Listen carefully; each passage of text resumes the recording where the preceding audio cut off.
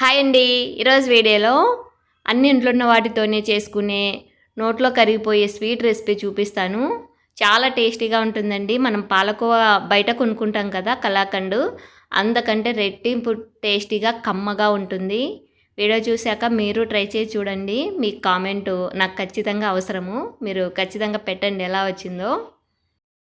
ఈ రెసిపీ కోసం పచ్చి కొబ్బరిని తీసుకోవాలి. నేనైతే ఒక కొబ్బరికాయ మొత్తం తీసుకున్నాను. పీసెస్ లాగా కట్ చేసుకొని పైన బ్లాక్ పార్ట్ ఉంటుంది కదా, ఆ బ్లాక్ పార్ట్ అంతా తీసేసుకొని మిక్సీ జార్లోకి వేసుకొని ఇలా గ్రైండ్ చేసుకోవాలి. ఇలా గ్రైండ్ చేసుకున్న కొబ్బరిని కొలుచుకుందాము. మనము షుగర్ తీసుకోవాలి కాబట్టి ఇప్పుడు కొలుచుకుంటే దాన్ని బట్టి షుగర్ ఎంత వేసుకోవాలో అర్థమవుతుంది. ఇలా చూసారు కదా, ఈ కప్పుతో తీసుకున్నాను నేను. ఒక ఫుల్ కప్పు వచ్చింది. ఈ కొబ్బరిని పక్కన పెట్టేసుకోండి. ఇప్పుడు స్టవ్ మీద ఒక కడాయి పెట్టుకొని అందులోకి ఒక 1/2 లీటర్ వరకు పాలు వేసుకోండి. మనకి ఒక కప్పు కొబ్బరి తురుము వచ్చింది కాబట్టి నేను ఒక కప్పు షుగర్ వేసుకుంటున్నాను. మీరు షుగర్ తక్కువ తినే వాళ్ళైతే ఒక 1/4 కప్పు వరకు వేసుకోండి. ఈ పాలలో చక్కెర బాగా మెల్ట్ అయ్యే వరకు కలుపుకుంటూ ఉండాలి. ఇలా ఒక పొంగు వచ్చింది కదా, షుగర్ కూడా బాగా మెల్ట్ అయిపోయింది. ఇప్పుడు మీడియం ఫ్లేమ్లో పెట్టుకొని మనం ముందుగా గ్రైండ్ చేసి పెట్టుకున్న కొబ్బరిని ఇందులోకి వేసుకొని కలుపుకుంటూ ఉండాలి. ఇంకా అంతే అండి, ఇంగ్రీడియంట్స్ ఇంకేం అవసరం లేదు.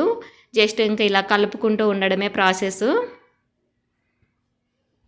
ఈ పాలన్నీ ఎగిరిపోయి బాగా గట్టిగా అయ్యే వరకు కన్సిస్టెన్సీ కలుపుకుంటూనే ఉండాలి మీడియం టు హై ఫ్లేమ్లో. ఇంకా పాకం కానీ ఎక్కువ ఇంగ్రీడియంట్స్ కానీ హడావిడి నెయ్యి కానీ ఏం అవసరం లేదు. చాలా చాలా సింపుల్గా ప్రిపేర్ చేసుకోవచ్చు. టేస్ట్ మాత్రం వేరే లెవెల్ ఉంటుందండి. చాలా టేస్టీగా ఉంటుంది. మనం బయట కలాకండ్ కొనుక్కుంటాం కదా, సేమ్ అదే టేస్టీతో ఉంటుంది.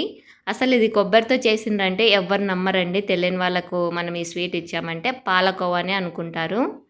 మీరు తప్పకుండా ట్రై చేసి చూడండి. మీరు కూడా ఇంప్రెస్ అవుతారు. ట్రై చేస్తే మాత్రం ఎలా వచ్చిందో మీ ఫీడ్బ్యాక్ నాకు కామెంట్లో పెట్టడం మర్చిపోకండి. మనకి స్వీట్ చూడండి ఈ కన్సిస్టెన్సీలో రావాలన్నమాట. పాగులంతా ఎగిరిపోయి మనకి గట్టిగా వచ్చింది కదా, ఇలా రావాలి.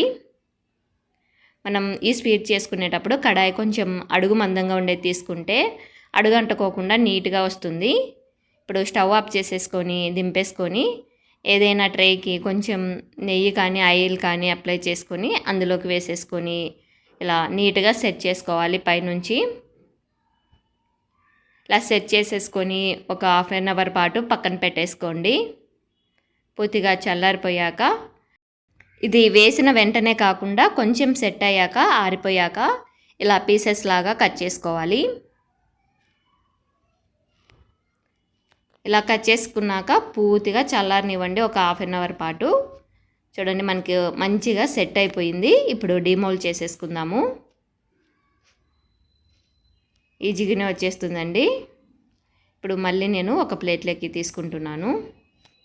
అంతే అండి, మనకి ఎంతో టేస్టీగా కొబ్బరి కోవా ఆర్ కొబ్బరి కలాకండ్ రెడీ అయిపోయింది. మీరు తప్పకుండా ట్రై చేస్తారు కదా. ఈ రెసిపీ మీకు నచ్చినట్లయితే లైక్ చేయండి, షేర్ చేయండి. ఫర్దర్ వీడియోస్ కోసం మన ఛానల్ని సబ్స్క్రైబ్ చేసుకోండి. Thanks for watching.